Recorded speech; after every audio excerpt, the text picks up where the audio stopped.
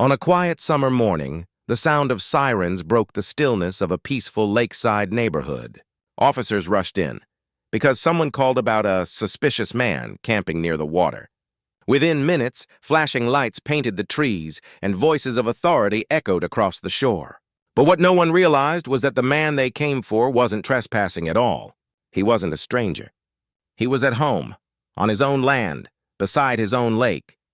How did a simple moment of peace turn into an accusation? And what does that say about who we decide belongs? Marcus loved early mornings by the lake he'd worked a decade to buy. It wasn't fancy, just a patch of still water ringed with pine trees, but it was his refuge, proof of years spent saving, sacrificing, and believing that peace could be earned.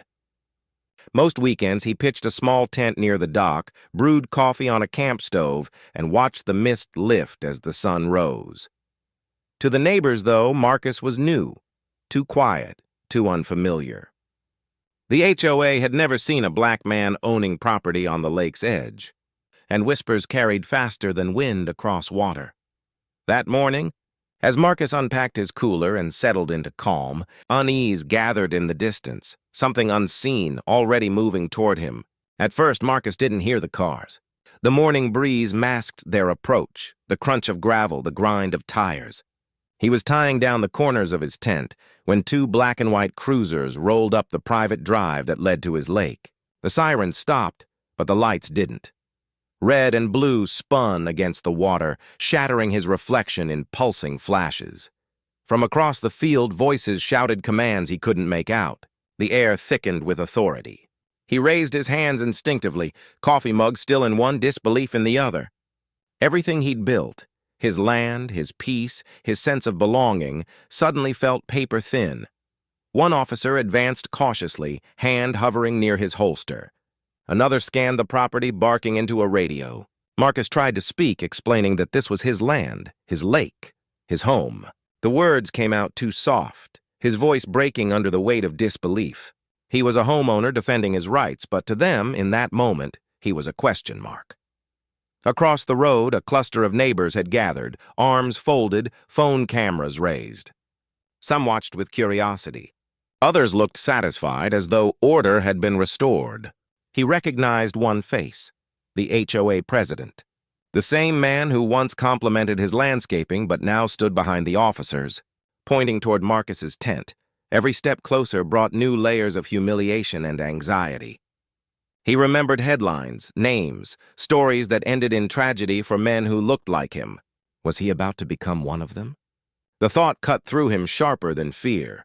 He retrieved his property deed from the truck's glove box, his hands trembling but deliberate. When he held it out, the paper fluttered in the wind. Official, undeniable. The lead officer hesitated, glancing between the document and Marcus's face. Moments ticked by, each one a lifetime. The tension didn't melt.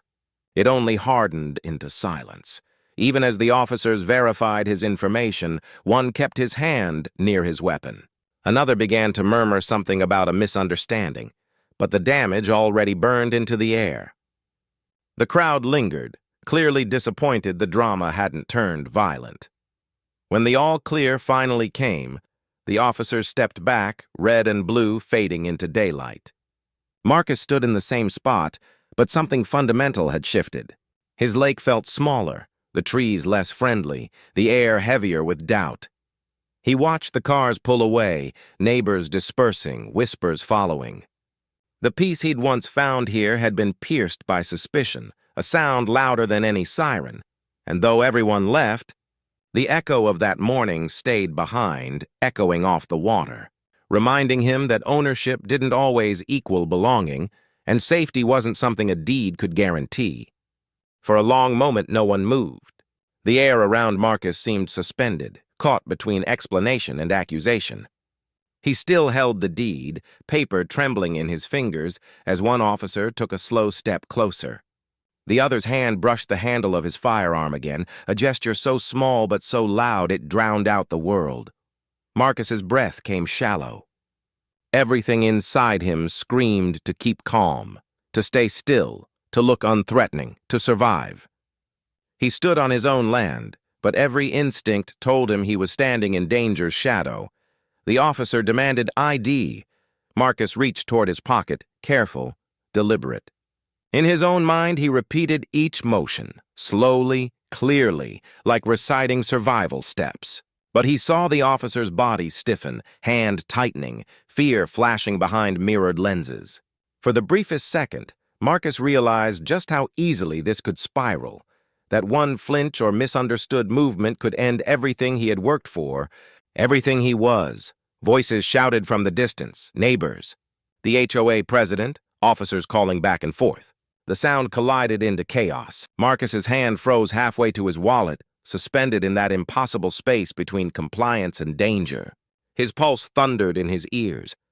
The world shrank to a single heartbeat, a single moment of uncertain survival. Then, as suddenly as it began, one officer received the dispatcher's confirmation. Property owner verified. The words cracked the tension like lightning. The guns didn't fire. The noise faded, replaced by a different silence, a hollow one that didn't belong on his land. Marcus lowered his hands, but his body stayed rigid, adrenaline refusing to leave. It was over, they said, but something deeper had broken. He'd been judged, searched, nearly criminalized, all for camping beside his own lake. As the last cruiser rolled away, Marcus stood staring at his reflection, trembling in the water, realizing that what shattered wasn't just peace. It was the illusion that ownership or respect could ever protect him from suspicion. Days later, the lake looked the same, sunlight sliding over still water, reeds whispering at the shore. But Marcus could no longer find peace there. Each ripple felt like a reminder, each reflection like a question he could never silence. He still fished, still brewed his morning coffee, but the sense of safety he once felt had been replaced by awareness, the kind that doesn't leave when the lights fade or the sirens stop.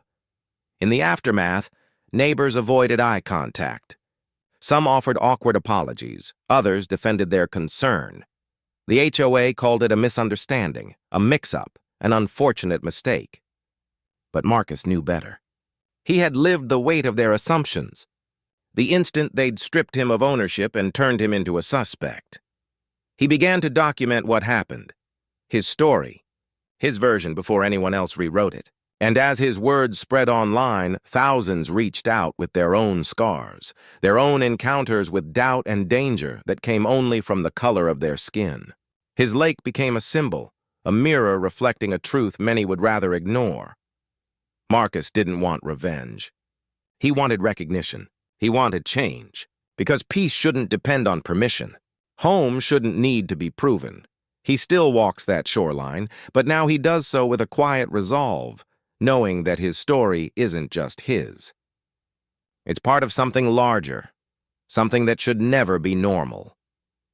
One morning he paused at the water's edge and watched the light shimmer, fractured and beautiful, yet unbroken beneath. And he asked himself the question that lingers long after the cameras turn away. If a man can't even exist safely on his own land, what does ownership truly mean? And how many more stories will it take before that answer changes?